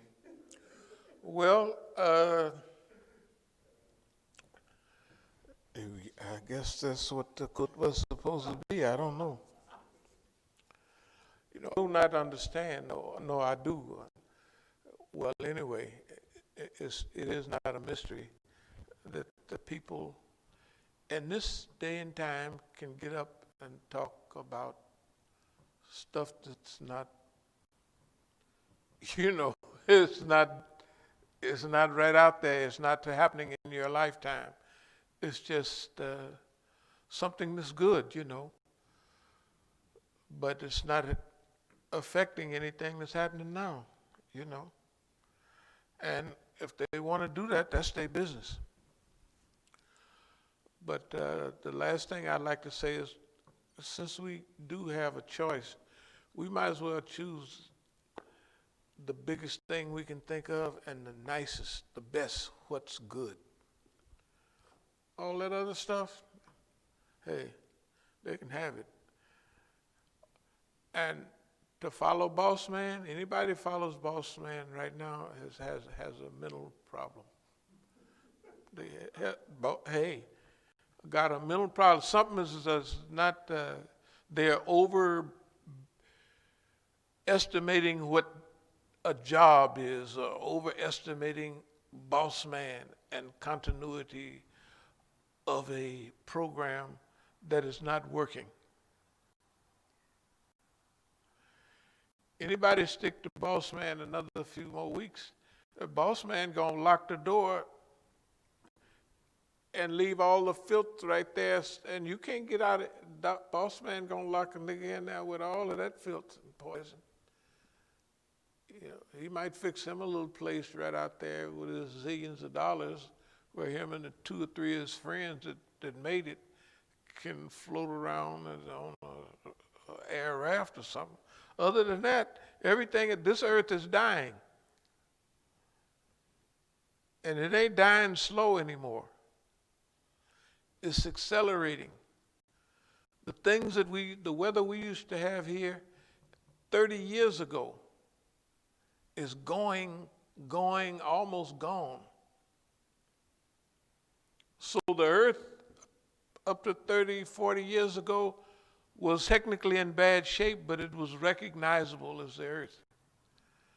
It's not, you know, the fish can't eat nothing because there's plastic out there. So that's the way it go. We can live in it for another 6 or 7 months, and then we'll be gone too. You gotta go because there ain't nothing here for you to eat. If the plastic is everywhere, hell, the food is plastic too. Doggone here. It looks real good, but it ain't got no that nutrition that old ugly food used to. The old ugly apples, boy, they taste good. You just Get you one of them old ugly apples, and yeah, it just happened to be left around here somewhere. Them things tasted good. Or tomato. You may not believe it. People used to take a tomato, put salt on it, and eat it. That's it. Finished.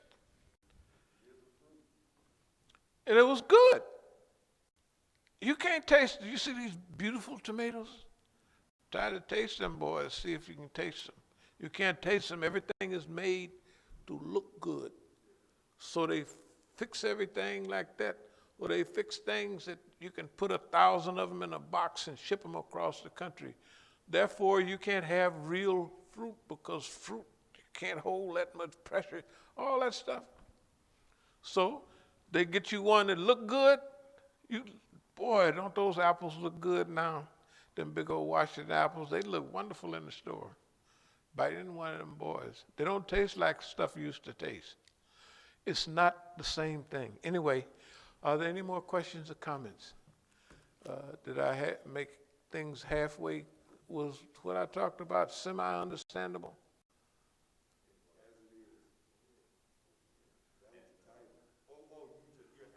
Yeah, I'm asking. Yeah. Yeah. Huh? Oh, them people, tell them I'll be back there soon. I'll be back there soon. And they're gonna have to go. They don't have anything to stand on. Just tell them stand around. Ain't nobody scared of them. Ain't nobody nothing about them. We've been here because we feel like we got a lot of work we're gonna do, and we taking a vacation. You guys are stupid. You're just a bunch of dummies. Now we love you. Now we got to remember we said we was gonna help you out. But you working for a bum that's effed up the whole planet. What do you think he's gonna fix a part for you and your children where you just not effed up? You stupid. You so stupid. That's insanity. You done put your life. Look, you could go to the movies. When boss man rob a bank with somebody, they kill each other to keep the money for themselves. So, and it never works hardly. Maybe now and then he kill everybody real quick. He get to keep all the money. Then he trips over something and falls in a garbage can, and the can cover him up and he drowns or something like that. Hey, you guys, I'm your friend. I told you that a long time ago. I'm gonna help you because you didn't blew it. Technically, you don't have good sense. And I don't want to tell you that and then have you not feeling inclined to take our advice. But you're a bunch of dummies. Y'all is dumb. Y'all is dumb. I'm gonna not say this in the future, but you guys, Khadijah and Mukhtar, y'all is dumb. Now I'm gonna take this back next week. I'm gonna take it back. But today, you guys are so. Remember when we was in the masjid, and I told y'all 7, 8 years ago. I said I'm gonna help y'all. I told you. Now you may play like you didn't remember, but you and I and Mukhtar was in the front of the masjid. Over there on the sister side where we used to. And I told y'all, very seriously, I said, I'm going to help you guys. Of course, you don't know what's going on. And you don't know what's going on. You didn't trust boss man. Let's say it like it is. You didn't trust the white man. The white kill you. I don't believe it. I don't believe it. With the history, you running around selling wolf tickets to me, and you trying to help boss man. Good God Almighty. Remember, I'll close with this. How long is this treaty? Oh, we were going to make our ex. As long as the grass grow, the wind blow, and the sky is blue. Didn't he tell that to the Indians? I guess he told you the same thing. Something stupid, and you believed him. It's all right to believe somebody on an encounter. You said that, well, we'll be optimistic, the human being can. But when you got boss man's record, there it is, boss man's record. And he's never told the truth. He does not do that. He don't do that. He does not help anybody. Friend or foe. Don't make no, you can't be his friend. You can't do anything to make him better. He works in conjunction with the shaitan. Lives with him, works with him, shares everything with him. So, you don't want to come over to our team because we're black. Hey. Or something stupid. It's something stupid because we done outsmarted you and outsmarted boss man. I don't like to use this language because it means like we trying to say we got sense. No, it's not that. It's the boss man. You got to go in history. When you reach the end of the line, you start effing up everywhere. Everybody does that. When it's their time to go, they dig their own grave. They do all of that. Now, you talking about me, what have I ever done to you? Try to help you out? Try to feed your children? When your father would come by drunk and all of that stuff, I would help him out. Nobody else help him out. They laugh at him. They would laugh at him. But he always respected me too. He'd stumble over there, and I just tell him, you can't buy no wine with this. And I never met your mama, but I heard she was a big old girl, child. I don't want to get into that. I don't play the dozens. But y'all got to get you some sense. You're coming on this stuff, and everybody is listening to it, and then spent 10 or 15 years paying attention to what's been going on. And you sitting over there in Oakland, sitting up, I don't know whether you're in the masjid or what, but wherever you are, whatever you're doing, it's pitiful. But I'm going to still help you. I told y'all that from now. Because it's not feeling sorry for you, but that's my job as a good, healthy member of the community. I'm going to help y'all. Yes, I am. And don't worry about me. You ain't going to do nothing to me because you can't. If y'all busted the fat off my head, the fat was actually, you could see it, right? And I didn't even blink my eye. What are y'all looking at? What are you?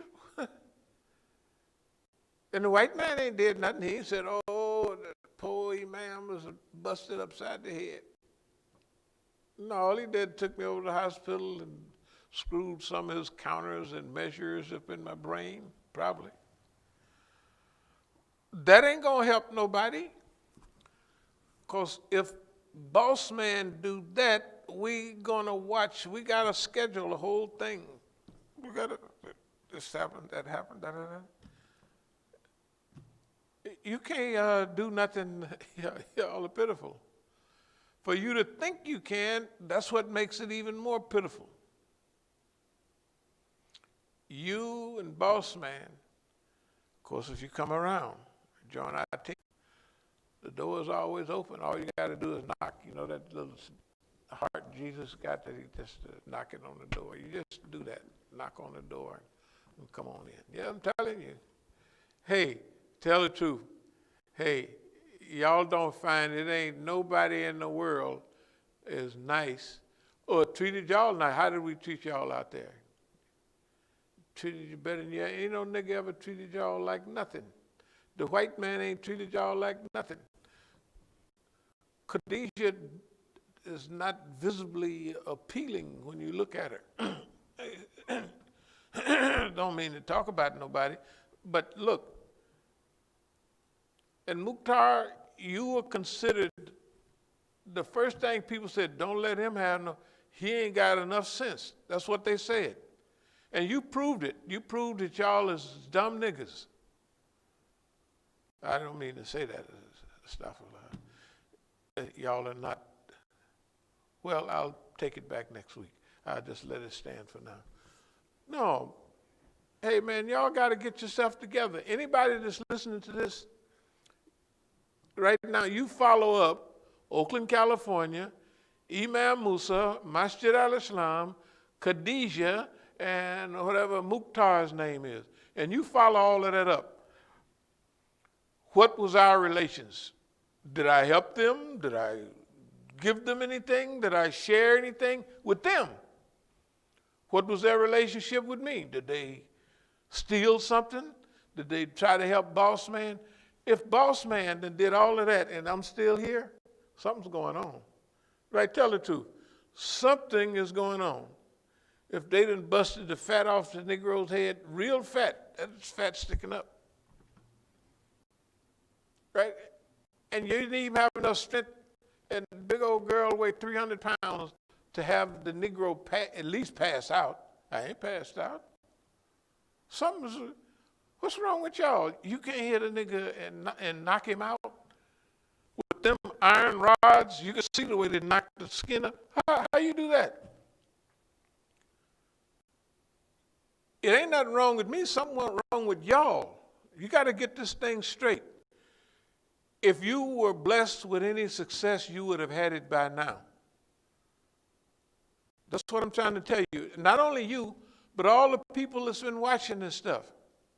It ain't nothing new happening. Y'all done read about the Big Hank days. What all we do, we ain't never did nothing to nobody but try to buy my house, a Cadillac. Niggas like Cadillacs in those days.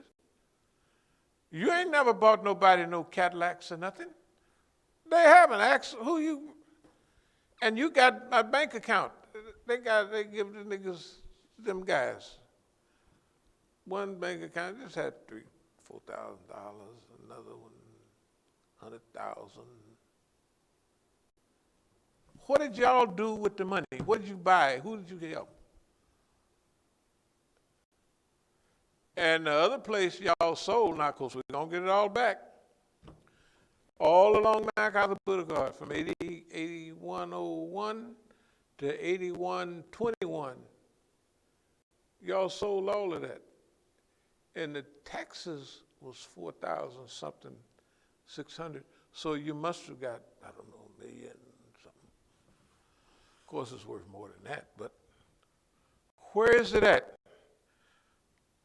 The white man didn't give you the money, because if you'd had that kind of money, you niggas would have been gone a long time ago. The white man ain't gave you that money. The white man fronted you off. You ain't got no money from nothing. Nothing. Y'all would be gone. If you got all that money, you wouldn't be calling me saying, nigga, what's going on? You're a liar. What is it called? Bob Hoffman. Bob Hoffman. Y'all is the saddest people. The only person I haven't seen since 1969 is probably Bob Hoffman.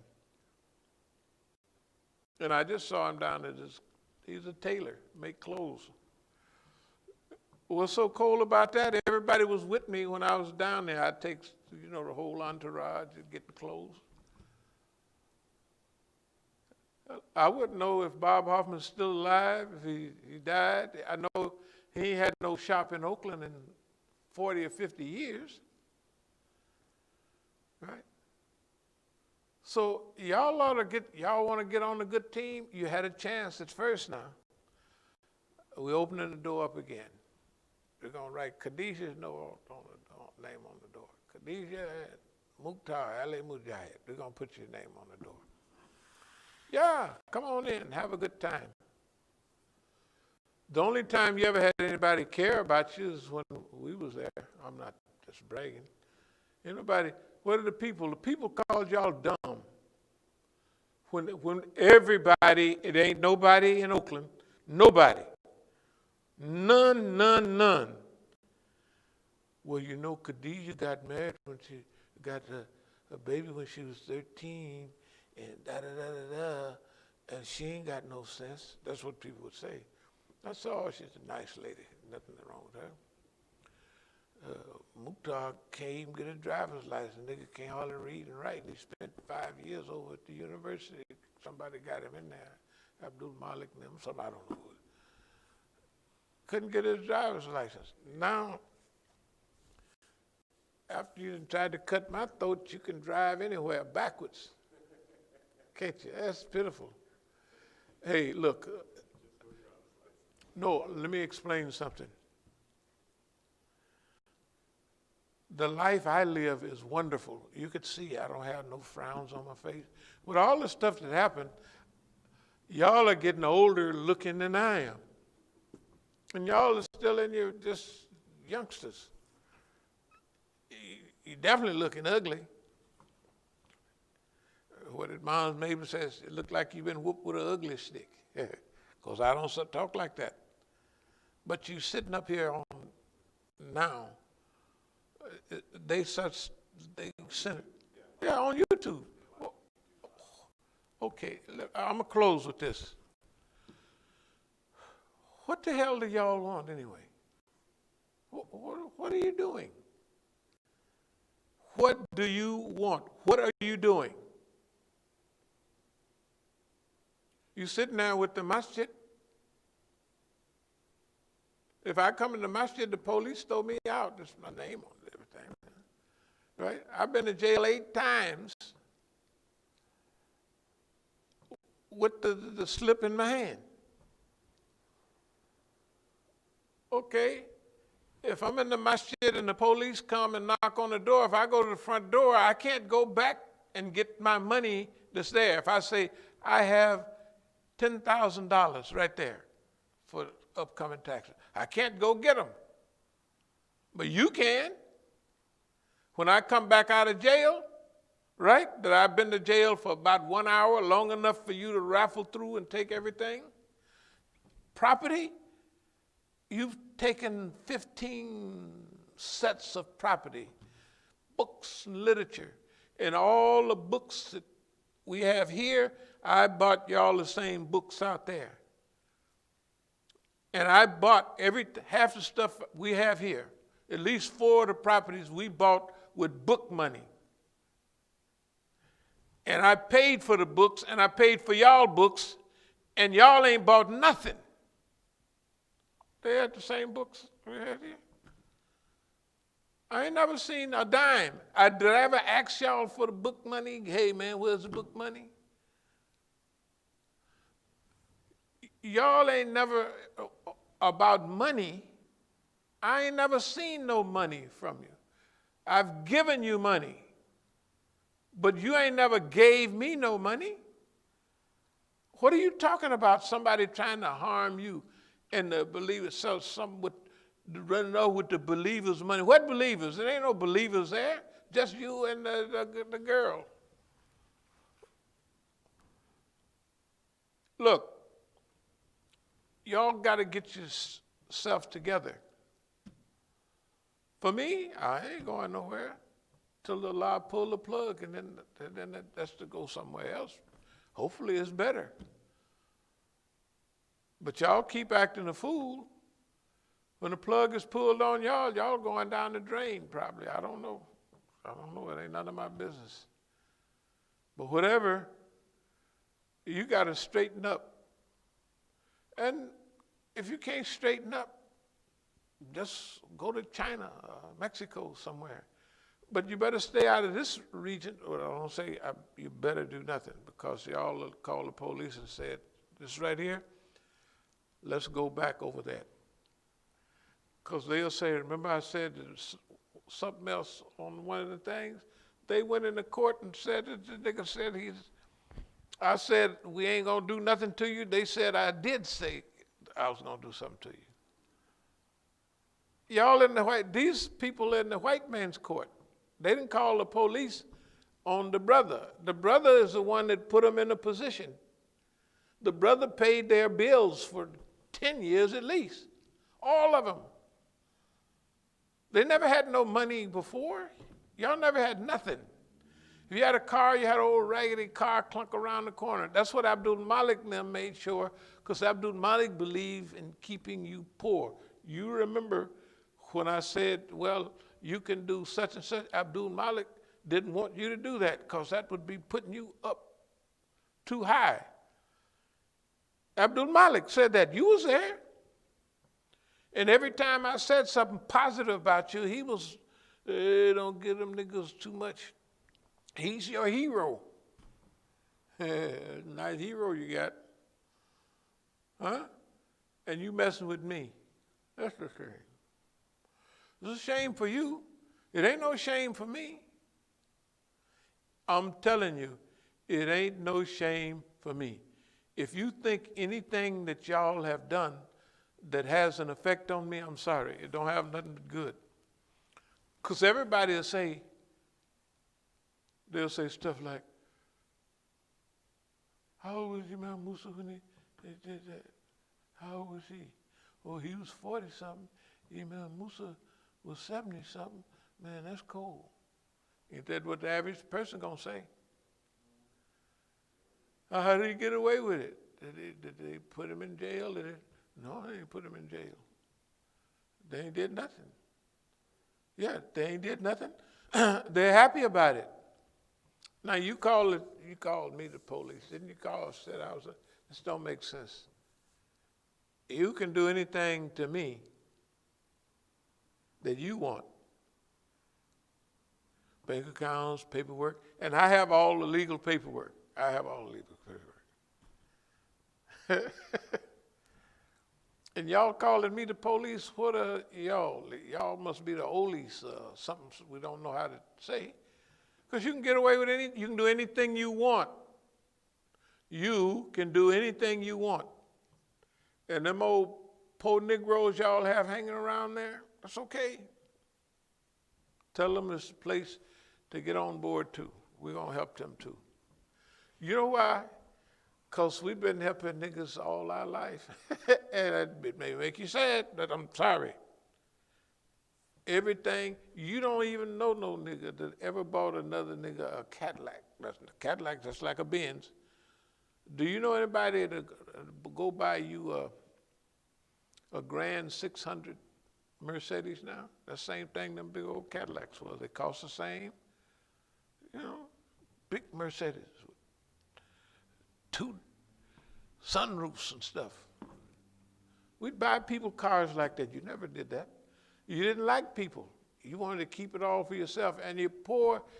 All of that you'd have done, you're still poor and raggedy. With your mouth stuck all out.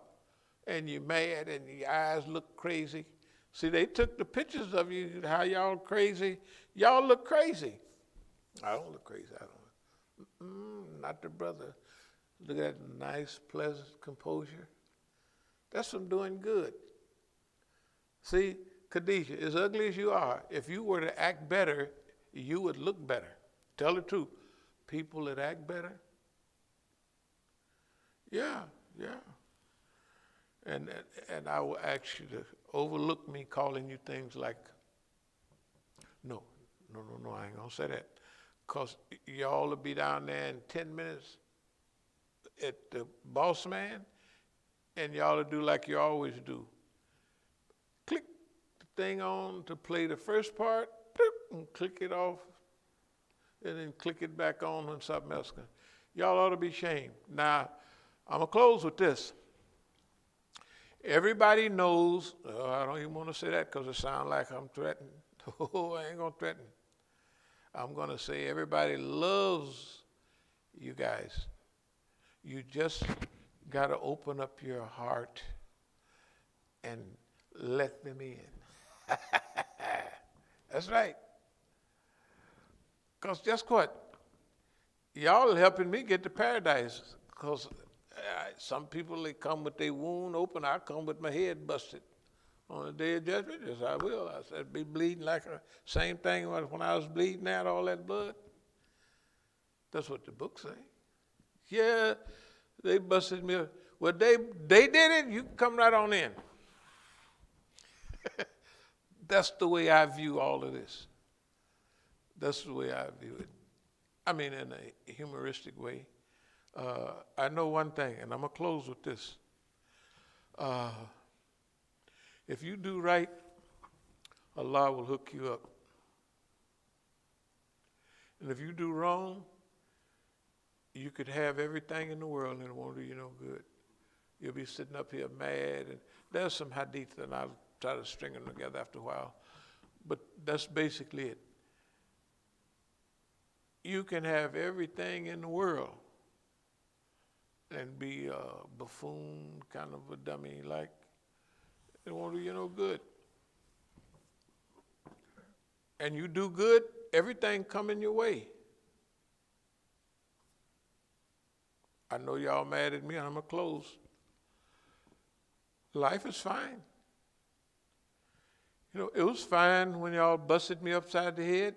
It was fine when y'all stole, or the white man gave you the stuff at the masjid. It was fine when you would come in the masjid and take stuff. Y'all take stuff like that don't make no difference. Like, for instance, I had a bow and arrow, Ben Pearson, archery. You know, it was 60, 50. That one, recurve bow, I bought in 1969. And you just stole it. You just stole it. It ain't gonna do you no good. I know y'all got it all packed. You got the Abdul Alim Musa and maybe Clarence Ream's room with all of my stuff. I know that everything you stole, you had to put it in a room. I know the law. You ain't just run off with all of that. That stuff is in storage right now. Everything you ever took from the masjid everywhere is in storage right now. They call it the white man's room. It's there. Because I know the law. Even if you're a bum like y'all, no, you're not a bum. You're good people. They're not bums. They're not bums. They're just nice people. I'm just doing that because the last time I was in court, of course they threw it out, that part. But the way the judge was looking at me, I assaulted y'all. I assaulted you. I talked too bad to you. I said this and that. I said, well, of course the judge is on their team. You know, they're out there. Just think you're on the same team with the judge. Can you imagine that? Now, I'll close with this, but I suggest y'all clean up a little bit, make some wudu, and ask some forgiveness from Allah. Try to do some good deeds to make up for that dumb stuff. Because it ain't hurting me. Look like it's hurting you. See a smile on the brother's face? I'm telling you, when you work for the shaitan and the other person work for Allah, the more you hit them upside the head, the brighter their smile gonna get. That's just a little idea we was having. Thank y'all very much. I'll leave you as I came. As-salamu alaikum wa rahmatullahi wa barakatuh.